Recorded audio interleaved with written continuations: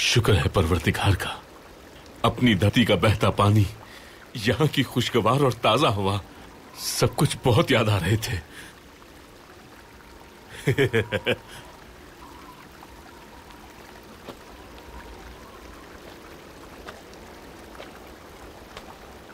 भाई काले शहतूत लाया हूं भाई, काले शहतूत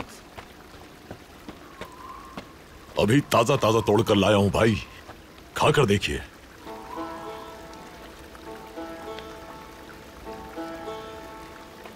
इस मिट्टी का जायका और खुशबू इस फल में भी मौजूद है।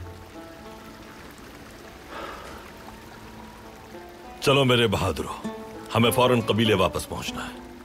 ठीक है भाई। बाबा,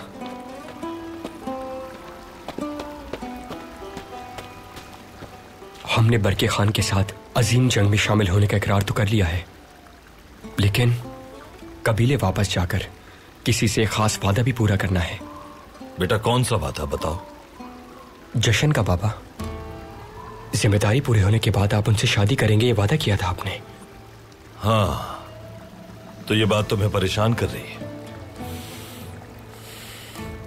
हमारे सामने एक तरफ जंग का मसला है और दूसरी तरफ शादी, ये सब कैसे होगा? न ही अपने मकसद को फरामोश किया है और न ही वादे को।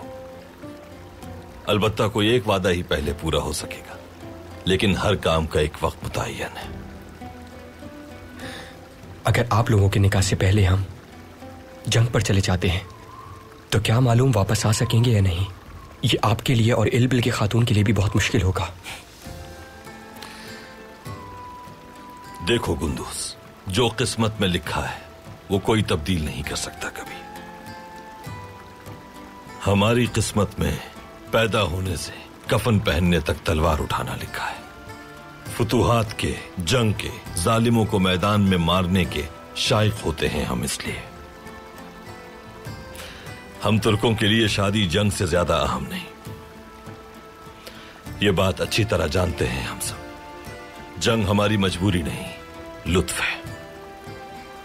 चलो पहले कबीले चलते हैं हम, उसके बाद सोचेंगे क्या करना है हमें।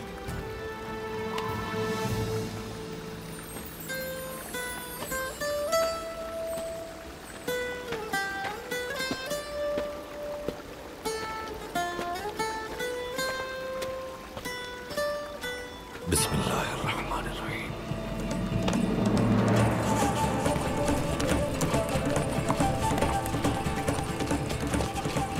चलो बहादुरों, जल्दी।